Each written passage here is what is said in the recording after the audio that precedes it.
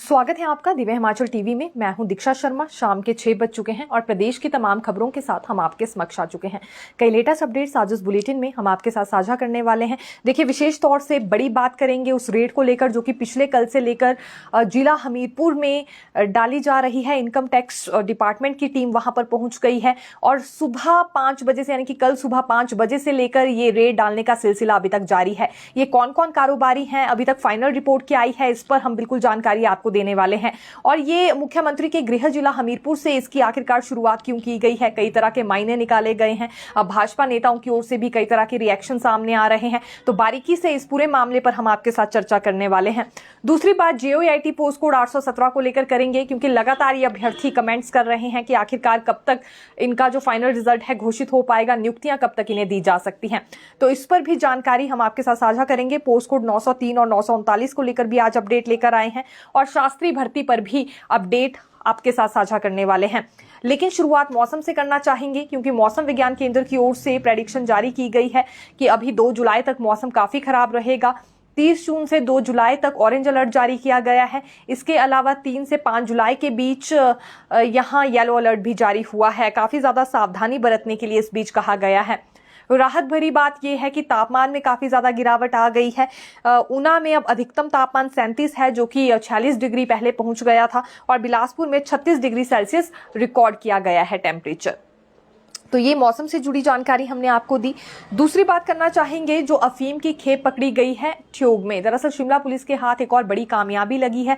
824 ग्राम के अफीम के साथ यहाँ व्यक्ति को गिरफ्तार किया गया है ठियोग से। 35 वर्षीय इसकी उम्र है और नाम यहाँ सोहन लाल बताया जा रहा है। हैप्पी नाम से भी ये व्यक्ति जाना जाता था अपने इलाके में, और 35 वर्ष इनकी महज अभी उम्र है।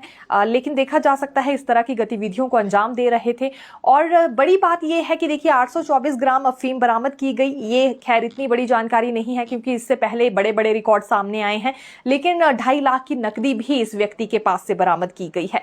तो अभी फिलहाल जांच चल रही है और NDPS एक्ट के तहत इस व्यक्ति पर मामला भी दर्ज कर लिया गया है। कुल्लू जिला मुख्यालय के समीप गांधीनगर में बीती रात आग लगने का मामला सामने आया। ये कूड़े कचरे में आग लग गई थी, जिस वजह से आग इतनी फैली कि पार्किंग में लगी गाड़ियों में भी आग की चपेट में एक तरह से ये गाड़ियां आ गई। तकरीबन ये 6 गाड़ियां बताई जा रही हैं जो कि आग की चपेट में आ गई, बुरी तरह से राख हो गई हैं और 20 लाख का नुकसान हो गया है। यहाँ जैसे ही दमकल विभाग को सूचित किया गया तो तुरंत प्रभाव से टीम पहुंच गई थी। आग बुझाने का काम उन्होंने किया, लेकिन तब तक काफी ज्यादा नुकसान हो गया था। कूड़े कचरे के ढेर में आग लगाई गई थी, लेकिन देखा जा सकता है पार्किंग तक वो आग पहुंच गई और 6 गाड़ियां उसकी जद में भी आ गई। देखिए, बार बार टैक्सी चालक का जिक्र हम कर रहे हैं, क्योंकि कहीं ना कहीं हिमाचल प्रदेश में लॉ एंड ऑर्डर जैसी स्थिति पर भी सवाल उठ रहे हैं, और साथ ही साथ पर्यटकों पर भरोसा कैसे किया जाए, ये भी अब हर किसी के जहन में सवाल है। वही टैक्सी चालक हैं जो लापता हो गए थे। 25 जून से इनकी तलाश जारी थी। हालांकि पिछले कल जानकारी सामने आ गई है कि ये 2 पर्यटक थे लुधियाना के, जिन्होंने पहले इस व्यक्ति का गला घोंटा, और वो भी सिर्फ 15,000 रुपए के लिए। 15,000 की राशि उससे हड़पने के लिए गला घोंटकर उसे मार डाला, फिर चेहरा बिगाड़ दिया और फिर नहर में इसे फेंक दिया।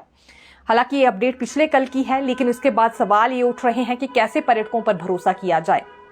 बाहरी राज्यों से कुछ एक पर्यटक यहाँ घूमने के लिए आते हैं। सभी पर्यटक एक जैसे नहीं होते हैं, लेकिन कुछ एक जो इस तरह की घटनाओं को अंजाम दे रहे हैं कि छोटी सी बहस में रिवॉल्वर दिखा देना या 15,000 के लिए किसी की जान ले लेना, और फिर गाड़ी से बाहर निकलकर तरह तरह के स्टंट करना, अपने साथ दूसरे की जान को भी जोखिम में डालना। ये हिमाचल प्रदेश में किस तरह के पर्यटक आ रहे हैं और क्यों यहाँ पर सभी नियमों का पालन पर्यटकों की ओर से नहीं हो रहा है, ये एक बड़ा सवाल है। कुछ पर्यटक आते हैं, यहाँ के लोगों की तारीफ करते हैं, चुपचाप से घूमते हैं, फिरते हैं, और नियमों के तहत ही यहाँ पर उनका घूमना फिरना होता है।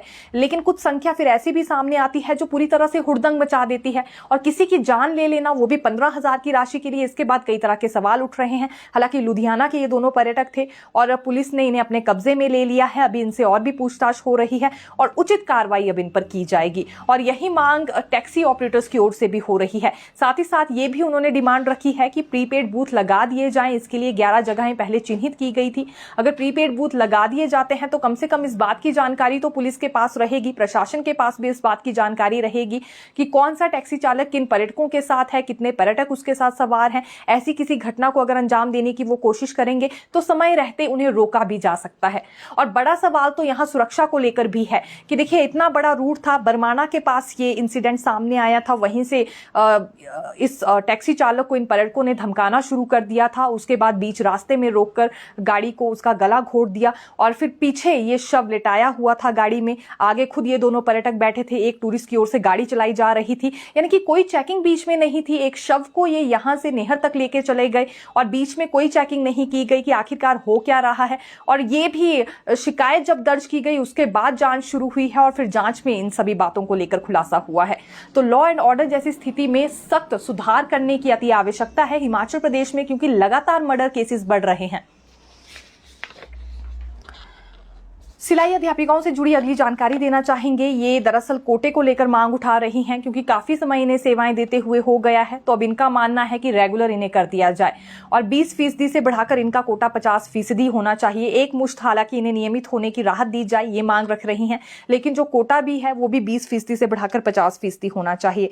ये पंचायती राज विभाग के निदेशक से इन्होंने मांग उठाई है। आज इनका अधिवेशन था जिसमें मांग पत्र तैयार हो चुका है। अब जल्दी ही ये मंत्री से भी और पंचायती राज विभाग के निदेशक से भी मुलाकात करने वाली हैं अपनी इस मांग को लेकर। देखिए एक और वाक्य सामने आया है जहां राजस्व मंत्री जगत सिंह नेगी की ओर से क्लास ली गई है पीडब्ल्यूडी के अधिकारियों की। ये वाक्य तब सामने आया जब ये निरीक्षण के लिए जनजातीय क्षेत्र में पहुंचे हुए थे। बात भरमौर विधानसभा क्षेत्र की है और यहां पांगी मंडल के तहत एक सड़क कार्य शुरू किया गया था और इसकी शिकायत देने वाले वहीं से विधायक जनक राज जी हैं। डॉक्टर जनक राज का ये मानना था कि जो कार्य किया जा रहा है इसमें गुणवत्ता नहीं है। तारकोल जो वहां पर बिछाया गया था उसे अपने पांव से उखाड़कर जनक राज ने दिखाया कि ये देखिए किस तरह का तारकोल इस्तेमाल किया जा रहा है। इतना ही नहीं, हालांकि जो जनजातीय मंत्री जगत सिंह नेगी थे ये विशेष तौर पर वहां गए ही कार्यों के निरीक्षण के लिए थे कि आखिरकार कितनी गुणवत्ता सड़क कार्यों में है। फिर चाहे वो PMGYS के तहत चल रहे धरवास हो, सुराल सड़क के टायरिंग या वेयरिंग का कार्य हो या अन्य तरह का निरीक्षण हो। और फिर जांच में ये पाया गया, निरीक्षण के दौरान उन्होंने खुद देखा कि गुणवत्ता के साथ यहाँ सड़क कार्य नहीं हो रहा है। मौके पर ही पीडब्ल्यूडी के अधिकारियों की उन्होंने क्लास ले ली और ये भी पूछा कि आखिरकार ये इस तरह का यानी कि C ग्रेड या D ग्रेड मटेरियल किसने मंगवाया है। और इस तरह का मटेरियल जब सड़कों में इस्तेमाल होगा तो लाजमी सी बात है दुर्घटनाएं भी कई तरह की पेश आती है। अगर पांव से वो तारकोल उखड़ रहा है तो फिर जब वाहन उस पर चलेंगे तो किस तरह की स्थिति रहेगी, यहां से अंदाजा लगाया जा सकता है। इतना ही नहीं, विधायक जनक राज की ओर से तो ये भी आरोप लगाए जा रहे हैं कि केंद्र की ओर से जो बजट जारी किया जा रहा है उसे गुणवत्तापूर्वक कार्य के लिए इस्तेमाल नहीं किया जा रहा है। विकासात्मक कार्यों के लिए केंद्र की ओर से बजट जारी होता है, लेकिन अंदाजा लगाया जा सकता है इस सड़क निर्माण से कि कैसे फिर उस बजट का इस्तेमाल होता है और यहां बजट बचाने की कोशिश हो रही है, ये भी उन्होंने आरोप लगाया है। लेकिन मौके पर ही मंत्री ने जिस तरह से अधिकारियों की क्लास ली है तो एक बड़ी मिसाल भी पेश की है और अब इसके बाद गुणवत्तापूर्वक मटेरियल ही वहां पर मंगवाया जाए। जो सड़क कार्य है वो बेहतरीन ढंग से होना चाहिए, गुणवत्ता के साथ कोई समझौता ना किया जाए। ये भी स्ट्रिक्टली हिदायत मंत्री जगत सिंह नेगी ने दी है पीडब्ल्यूडी के इन अधिकारियों को। पिछले कल हमने आपके साथ एक अपडेट साझा की थी और यहां इनकम टैक्स डिपार्टमेंट की टीम पहुंच गई है मुख्यमंत्री के गृह जिला हमीरपुर में। दरअसल 7 कारोबारियों पर रेड पड़ी है, हमीरपुर में भी और नदौन में भी, और जिसके बाद कई तरह की चर्चाएं भी हमें मार्केट में देखने के लिए मिल रही है। भाजपा नेताओं की ओर से भी कई तरह के रिएक्शन सामने आ रहे हैं जिसमें उनका ये सवाल है कि आखिरकार सबसे पहले रेड ये मुख्यमंत्री के गृह जिला में ही क्यों पड़ी है, नदौन में ही सबसे पहले रेड क्यों डालनी पड़ी। यहाँ के कारोबारियों को इतनी खुली छूट किसने दी है कि वो इस तरह की गतिविधियों को अंजाम दे सके कि शक उन पर ठहराया जा रहा है गलत रिकॉर्ड को लेकर या गलत गतिविधियों को लेकर। इसका एक कारण ये भी है, जब अभी इससे पहले उपचुनाव थे तो उस वक्त एक वीडियो वायरल हुआ था और यह हमीरपुर से ही संबंधित कारोबारी था जो कि 50 लाख के लेन देन को लेकर बात कर रहा था, जिसके बाद अब तुरंत प्रभाव से यहाँ रेड पड़ी है। हालांकि इसकी जानकारी पहले किसी को नहीं थी। ये कल सुबह 5 बजे की बात है जब इनकम टैक्स डिपार्टमेंट की टीम वहां पहुंच गई। पंजाब और चंडीगढ़ की गाड़ियों में ये टीम आई है, CRPF की सिक्योरिटी इनके साथ मौजूद है। कारोबारियों की दुकानों में ही नहीं बल्कि उनके घरों पर भी रेड डाली जा रही है, वहां चेकिंग हो रही है, डॉक्यूमेंट्स को खंगाला जा रहा है और कुछ एक कारोबारियों के दस्तावेजों को सील भी कर दिया गया है। अगर रिकॉर्ड में किसी तरह की कोई गड़बड़ी पाई जाती है तो लाजमी सी बात है फिर टीम की ओर से और ज्यादा साक्ष्य भी जुटाए जाएंगे और अभी अगले कल भी ये जांच इसी तरह से जारी रहेगी। फिलहाल जानकारी इस तरह की सामने आई है। सुबह से लेकर शाम तक लगातार रेड यहां डाली जा रही है, डॉक्यूमेंट्स खंगाले जा रहे हैं। इतना ही नहीं, जो सामग्री है वहां शोरूम्स में या दुकानों में, क्योंकि शराब के ठेकों पर और दूसरा आभूषण की दुकानों पर ये रेड पड़ी है, तो जो भी सामग्री है, क्रय विक्रय के सारे रिकॉर्ड हैं, उन्हें जांचा जा रहा है। अभी तक कोई भी फाइनल रिपोर्ट सामने नहीं आई है तो ये नहीं कहा जा सकता कि कोई गलत गतिविधि में कारोबारी संलिप्त है या नहीं है, लेकिन जब रेड डाली जाती है तो चर्चाएं काफी ज्यादा गर्म हो जाती है और ये हर बार समय समय पर जो बड़े कारोबारी हैं कभी ना कभी इनके घर पर या शोरूम में इस तरह की रेड डालने का सिलसिला जरूर देखने में आता है। तो ऐसा ही कुछ अभी भी वाकया सामने आया है, लेकिन एक चीज जैसा कि बार बार हम कह रहे हैं कि फाइनल रिपोर्ट अभी तक इसमें सामने नहीं आई है। हो सकता है अगले कल भी ये जांच इसी तरह से जारी रहे। और अब पिछले कल देखिए सिर्फ 6 कारोबारी थे, जिसमें 3 आभूषण से जुड़े थे और 3 शराब के ठेकों के कारोबारी थे, लेकिन अब ये संख्या भी कारोबारियों की 7 हो गई है जिनके दुकानों और घरों में रेड डाली गई है। पंचायतों में तैनात तकनीकी सहायकों के लिए एक राहत भरी खबर निकलकर सामने आई है। पहले इसी पद पर तैनात होते हुए ये रिटायर हो जाते थे, लेकिन अब जेई बनने का मौका इन्हें मिलेगा और इसके लिए सरकार की ओर से जेई के नियमों में भी बदलाव कर दिया गया है। ये जो संशोधित ड्राफ्ट है जारी कर दिया गया है, जिसके मुताबिक अब जो तकनीकी सहायक हैं ये भी प्रमोट हो पाएंगे जेई के पद पर। इससे हजारों तकनीकी सहायकों को राहत मिलने जा रही है। तकनीकी सहायकों के लिए जो कोटा है वो भी 75% जेई भर्ती में अब तय कर दिया गया है। हालांकि जो बाकी का 25% कोटा बच जाता है उसमें सीधी भर्ती के माध्यम से जेई के पद भरे जाएंगे। तो जो ड्राफ्ट जारी हुआ है उससे जुड़ी जानकारी हम लेकर आए थे। एक राहत भरी बात कहना चाहेंगे कि जेई के पद पर अब देखिए तकनीकी सहायक भी प्रमोट हो सकते हैं। एक और हैरत अंगेज मामला हिमाचल में सामने आया है। ये पर्यटन नगरी मनाली के मड़ी में मामला देखने में आया, जहां एक ट्रक में गायों को भरकर ले जाया जा रहा था। काफी संख्या में गाय थी जो कि जबरदस्ती ट्रक में भरी जा रही थी और एक गाय को रस्सी से बांधकर जब जबरदस्ती 6 लोग उस भर रहे थे तो कुछ एक स्थानीय लोगों की नजरें उस पर पड़ गई और पुलिस को इसकी शिकायत दी गई। देखिए अब ये मामला कब सामने आया और किस तरह का रिएक्शन इस पर आ रहा है, बारीकी से आपको बताते हैं। पर्यटन नगरी मनाली के मड़ी में स्थानीय लोगों ने एक गाय से भरा ट्रक देखा। सबसे पहले ये शिकायत वहां मोहम्मद रफी की ओर से पुलिस को दी गई। ये जो मोहम्मद रफी है ये दरअसल पशु चराने का काम करते हैं और अस्थाई डेरा इनका सागू नाला में आजकल था। ये रात को 1:30 बजे अपने डेरे से बाहर निकले अपनी गाय और भैंसों को देखने के लिए। उसी वक्त इन्होंने देखा कि सड़क में कुछ एक टॉर्चें जली हुई हैं और टॉर्च जलाकर एक गाय को जबरन रस्सी से बांधकर उसे ट्रक में भरने की कोशिश हो रही है। इस बात की जानकारी इन्होंने बाकी के स्थानीय लोगों को दी।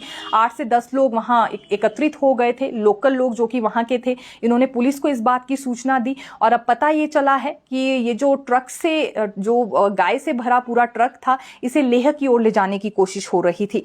यानी कि एक तरह से तस्करी का यहां पर काम हो रहा था।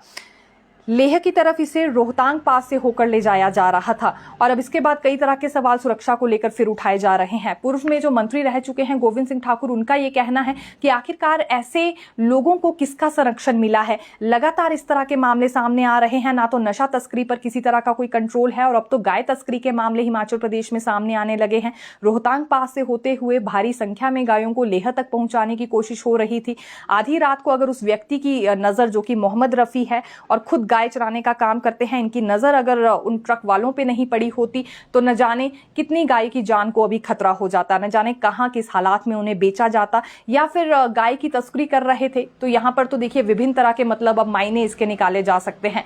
लेकिन इस बीच क्योंकि हिमाचल प्रदेश एक देवभूमि है और एक शांति प्रिय राज्य इसे कहा जाता है, यहाँ गाय को गौ माता के तौर पर पूजा जाता है और गाय की भी अगर तस्करी होगी तो लाजमी सी बात है कई तरह के सवाल उसमें उठेंगे ही।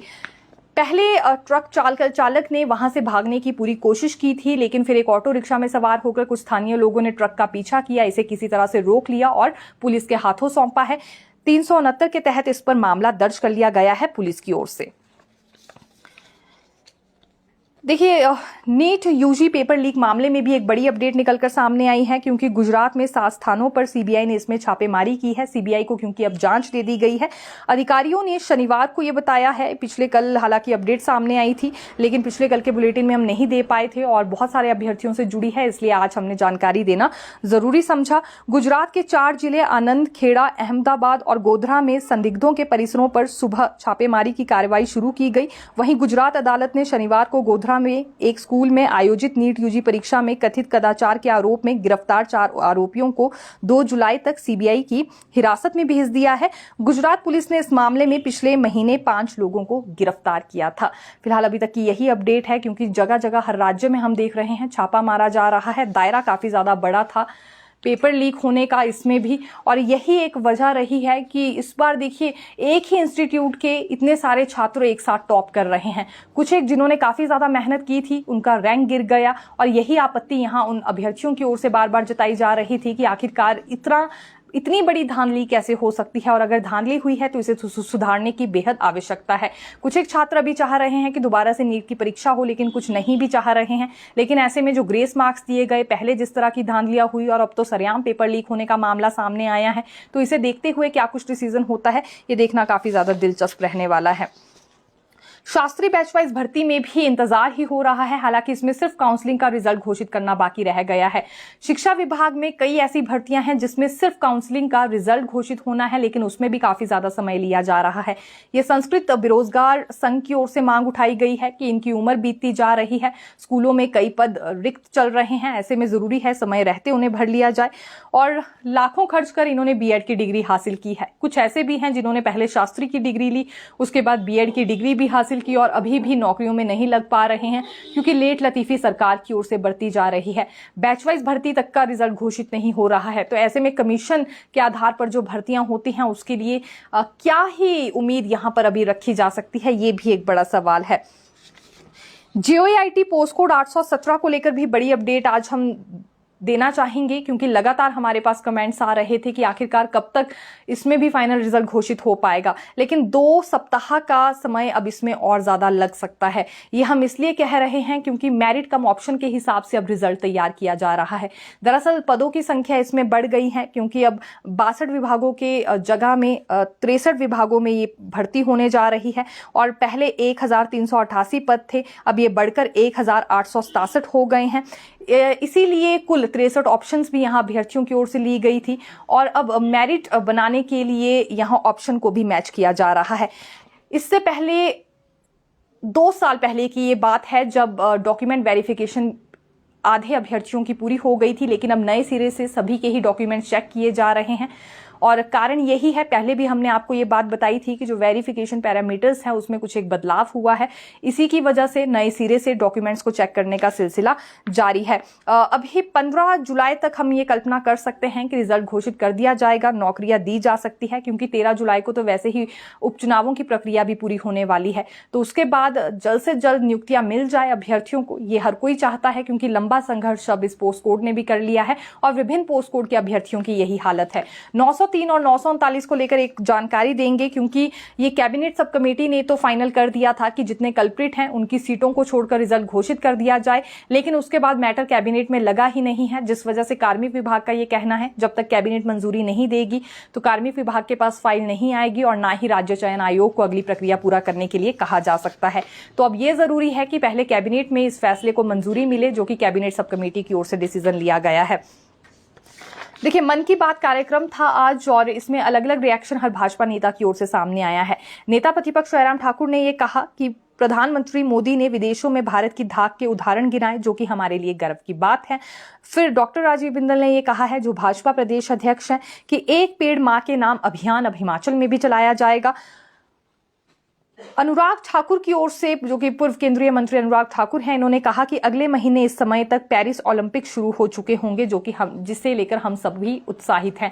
हालांकि इस पॉइंट को काफी ज्यादा पॉजिटिव रिस्पांस हर किसी से मिल रहा है, चर्चाएं काफी ज्यादा है और सोशल मीडिया पर भी इस फैसले को काफी ज्यादा सराहाया जा रहा है।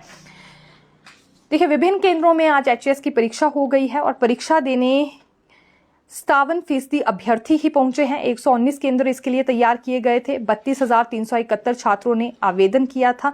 हालांकि इसमें से पहुंचे 18,706 ही। इस बार ये भी काफी कम परसेंटेज रही है जो अभ्यर्थी पहुंचे हैं परीक्षा देने के लिए। सुबह और शाम 2 सत्रों में ये परीक्षा हुई है। कड़ी पाबंदियां भी इस बार परीक्षा केंद्रों में लगाई गई थी। खैर, हर बार जिस तरह की व्यवस्था देखने के लिए मिलती है। तो फिर मिलेंगे नई खबर के साथ। देखते रहिए दिव्य हिमाचल टीवी। धन्यवाद।